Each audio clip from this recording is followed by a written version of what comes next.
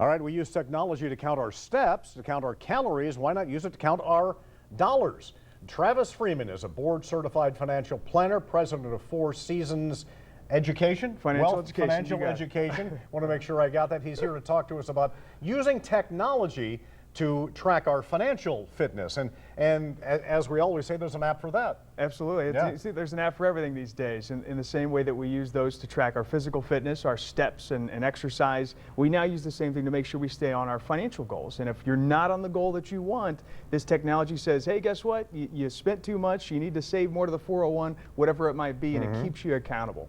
It keeps reminding you, it can be at certain intervals throughout the year, right? Yes. Is that how it usually works? Yep, and even some of the big ones like retirement can be spread out over a 10-year period of time. You need to be at this point in 6 months and 12 months, etc.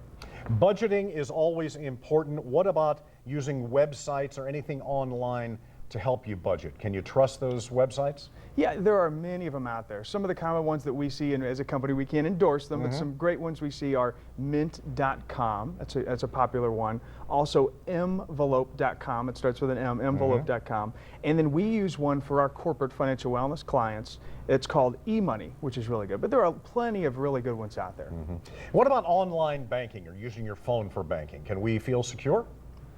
I feel pretty secure. Yeah. We do it as a company, and then I do it personally in my own family. I cannot remember the last time I went into a brick and mortar bank. I really can't. Yeah, it's and not there are new really laws necessary, is No, it? not anymore. Yeah.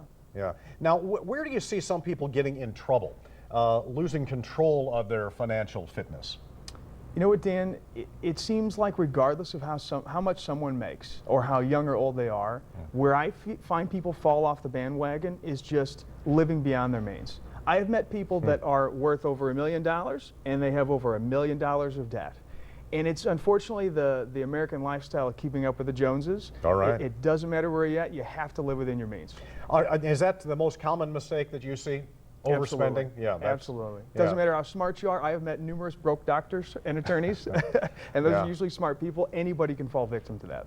And if your New Year's resolution isn't to get out of debt, it should be to get out of debt, right? That's right. Yeah. Yes, it should for many Americans. And you know, one of the easiest things you could do right after the holidays is sell something.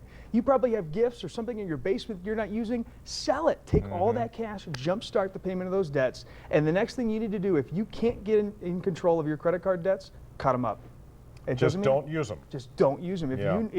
I use credit cards all the time. I'm not saying I'm against them, but I can control my spending. If someone's at home and they say, you know what, you're right, I just haven't been good with my credit cards, cut them up. You have to get out of that debt. Yeah, I heard, I guess it's statistics of the average American has about 5 credit cards. That seems too many to me. It does. And again, because of the credit system in the U.S., it's good to have a long history. I'm not saying get rid of all your cards, but you can cut it up and not use it anymore, but still keep the account open with the credit card. That way you've got the history, but don't use it anymore if you're in trouble. And about paying off those credit cards, monthly? Monthly as much as you can, and like I said, after the holidays, you sell something, take the cash, and boy, if you're eating out all the time and you've got revolving credit card debt, it's what my mother used to say all the time, it's short-term pain for long-term pleasure. That's it, all right. Travis Freeman with Four Seasons Financial Education, thank you so much for being with us. There's the website, fsfe.com. We appreciate you being with us. Happy holidays to you. Happy holidays to you. Thanks so much for your advice. Let's send it over to John Fuller.